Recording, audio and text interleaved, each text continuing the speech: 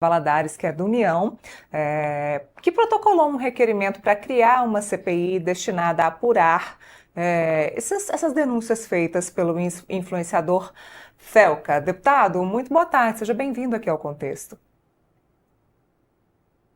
Boa tarde, Neila. Boa tarde, Andresa. Obrigado a todos aí do Metrópolis pelo convite. Prazer muito grande estar falando com vocês. Que Deus possa abençoar a nossa tarde e a nossa entrevista.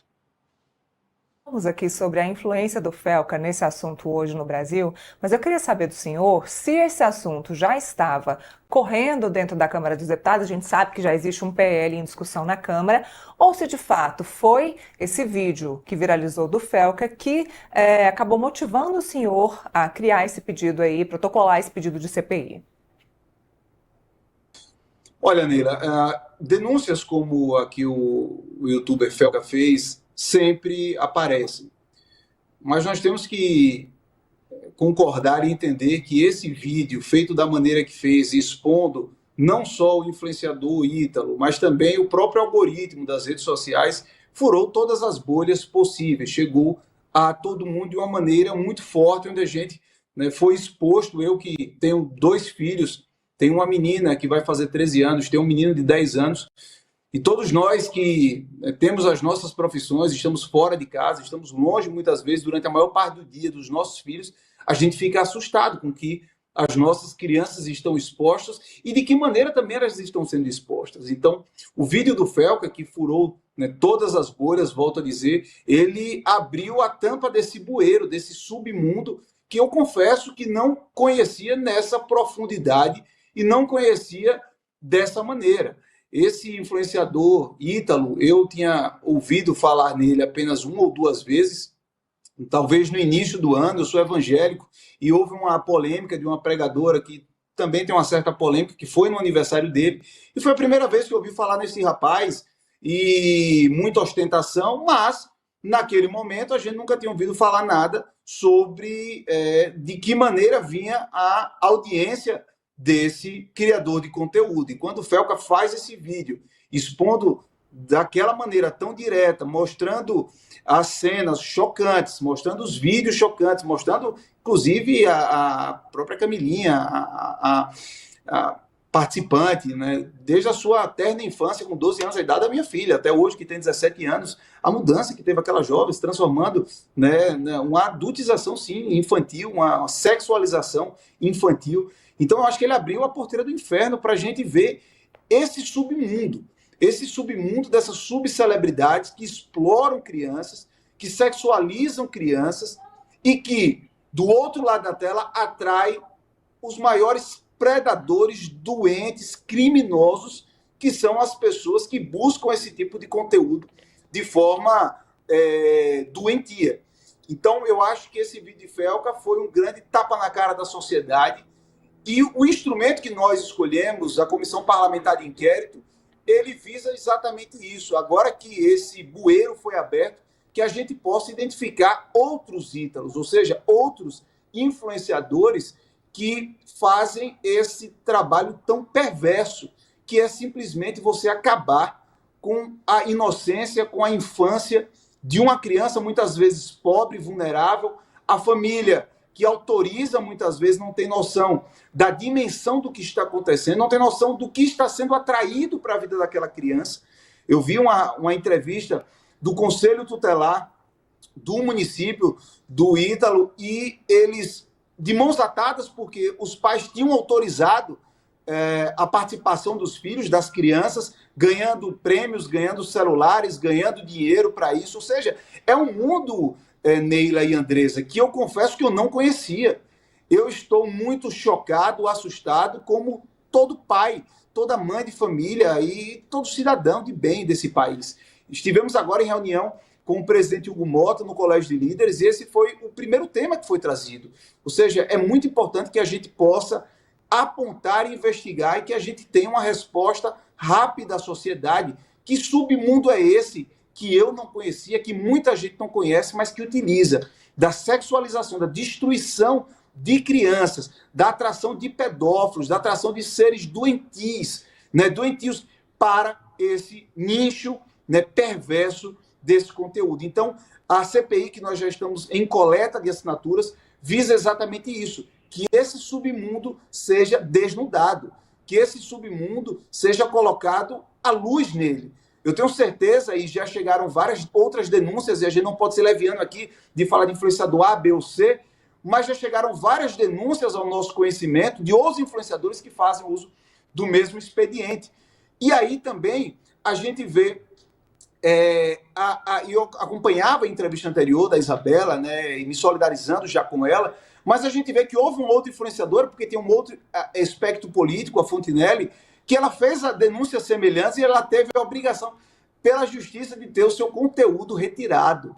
Então, eu acho que existe aí muitos interesses, o próprio Felca já está dizendo que está sendo ameaçado. Nós queremos também, através da CPI, né, buscar da onde vêm essas ameaças, que a gente possa também estar dentro dos relatórios, né, e dentro da denúncia ao Ministério Público, essas ameaças, que ele tenha a proteção, né, o Congresso tem essa resposta, ele tem a proteção das instituições do nosso país e que a gente possa dar uma resposta à sociedade brasileira sobre esse esgoto, sobre esse inferno que existe nessas subcelebridades e, né, nesse submundo, que possa realmente emergir, a gente possa identificar esses criminosos, esses bandidos, esses delinquentes que devem pagar as duras penas da lei pelo que estão fazendo com essas crianças. Deputado, o senhor disse que participou, né, de uma reunião de líderes com o Hugo Motta, é a primeira reunião de líderes agora no segundo semestre, se eu não me engano, e que esse foi o principal tema ali que abriu as reuniões. O senhor podia contar para a gente, né, qual foi a decisão que vocês tomaram nessa reunião de líderes, quais são os encaminhamentos? O senhor está coletando assinaturas para uma CPI, em paralelo a isso, quais são as outras propostas e a prioridade que o presidente da Câmara, Hugo Motta, quer dar para esse tema? E, por fim, se isso une, né, a direita, a esquerda e o centro, porque a gente sabe que a Câmara está ali, cada um para um canto, né?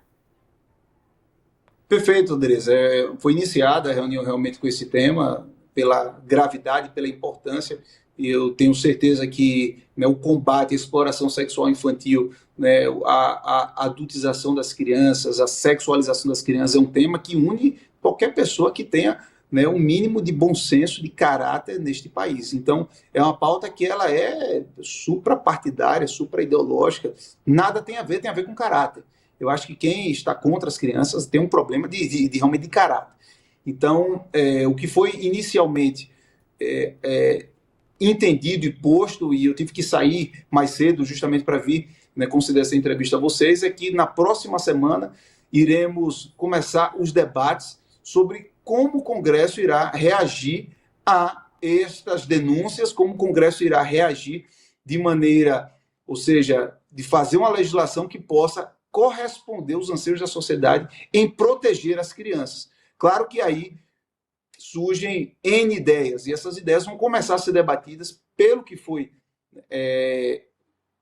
acertado no começo da reunião. A partir da próxima quarta-feira, pela manhã, a gente começar a fazer uma grande plenária lá na Câmara dos Deputados para começar a esmiuçar o tema, não existir um texto base para isso, mas sim a gente poder ter a contribuição do parlamento, ter a contribuição da sociedade, ter a contribuição de juristas, dos mais diversos espectros ideológicos, para que a gente possa dar uma resposta à sociedade. O presidente da Câmara conversou com o Felca, ou o senhor também? Como é que já teve um diálogo entre os senhores? Não, eu não conversei ainda, não sei se o presidente conversou, mas foi sugerido que o próprio Felca pudesse ser chamado a essa reunião inaugural, esse início dos trabalhos na próxima semana, na próxima quarta-feira, essa, digamos assim, Assembleia Geral. Como é que eu posso falar, André? Isso é um brainstorm de ideias e projetos para que a gente possa começar a caminhar nesse sentido, mas claro, com prazo delimitado para já ter um relatório final, já ter um projeto final, já ter algo redondo para a sociedade. Deputado, as redes sociais, o senhor entende que elas também devem ser chamadas à responsabilidade, uma vez que esse conteúdo foi postado ali nas redes sociais, ou elas são apenas um veículo de retransmissão? Elas não teriam responsabilidade pelo que elas veiculam? Qual que é a opinião do senhor?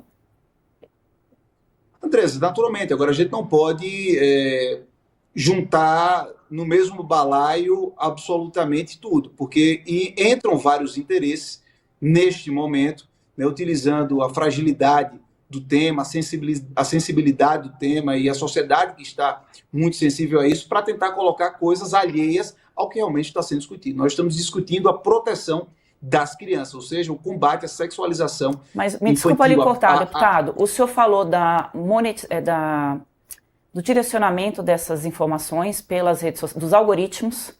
A gente sabe, e isso mostra no vídeo, que existe uma monetização.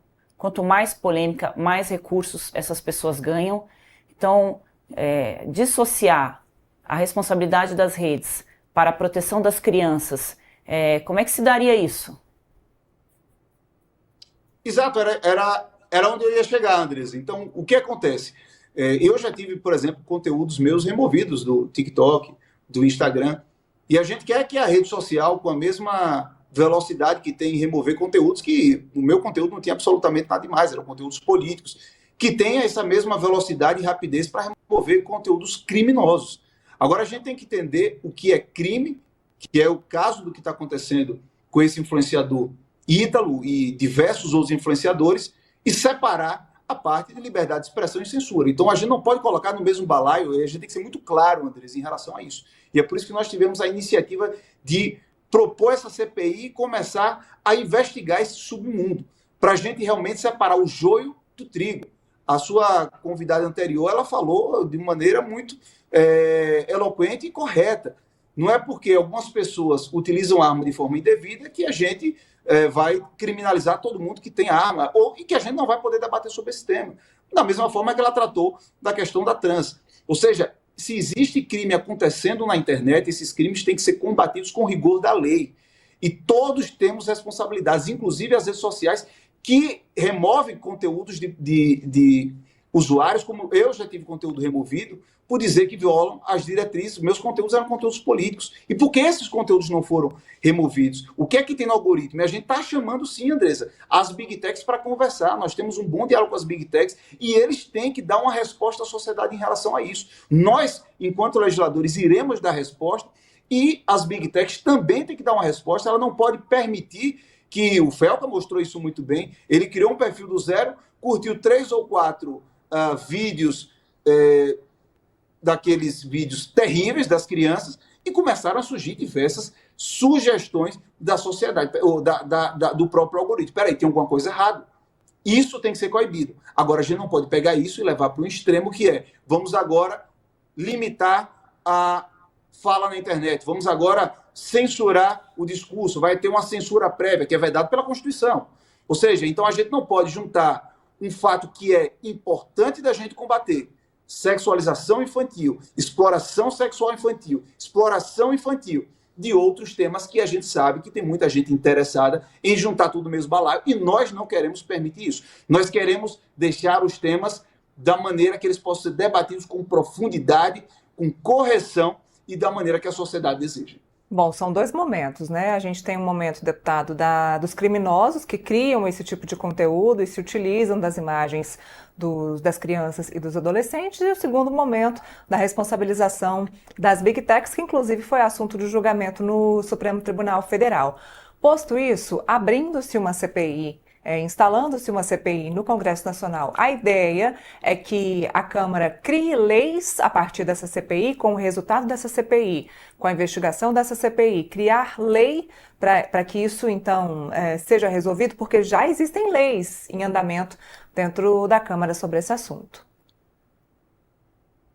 Então, Nila, a parte legislativa, como eu falei no começo da entrevista, realmente vai ser nesse tom que o presidente Hugo Mota deseja dar através, nessa próxima semana, dessa grande assembleia, para a gente começar a debater os projetos que já têm andamento ou novos projetos que possam vir a surgir. Essa é a parte legislativa. Nada impede que dentro de uma CPI sejam descobertos novos elementos. A gente sabe, as CPIs, o histórico de CPIs em nosso país. Ele existe um início, mas no decorrer da CPI, novos fatos surgem. E novos fatos surgindo, nada impede nós, como legisladores, como representantes da vontade do povo, poder fazer valer essas novas descobertas para poder dar uma resposta à sociedade. Mas a CPI tem como fato, como é uma comissão parlamentar de inquérito, ou seja, de investigação, tem como objetivo principal identificar quem são as pessoas que hoje estão fazendo uso desse expediente, ou seja, que hoje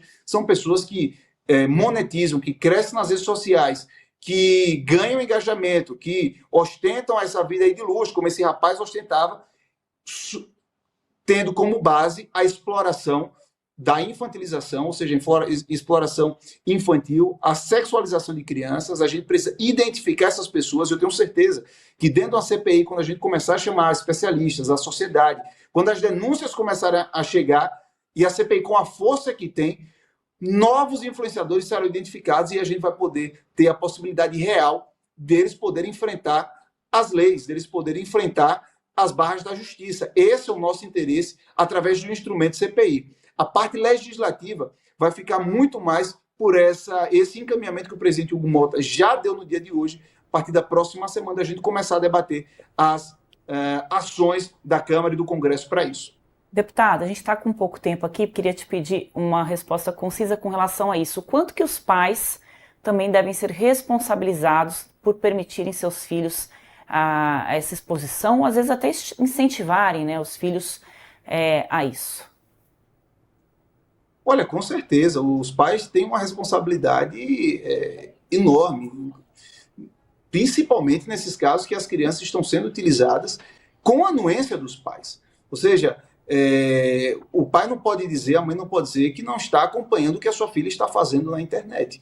Então, nós devemos discutir isso. Eu acho que isso deve também estar na mesa de discussão das atribuições legislativas, também dentro do escopo da CPI, sobre a responsabilização dos pais, de terem permitido, muitas vezes pela sua vulnerabilidade, por ganhos financeiros. A gente viu que muitas dessas crianças são crianças vulneráveis de locais pobres e pela sua vulnerabilidade, são aliciadas por esses doentes, por esses psicopatas, e com a anuência dos pais. E os pais, no nosso entender, também devem ser responsabilizados. Muito bem, deputado. Obrigada pela participação, pelos esclarecimentos. Nós aqui do Metrópolis e do Contexto vamos continuar acompanhando a coleta de assinaturas e a abertura e a instalação da CPI. Muito obrigada.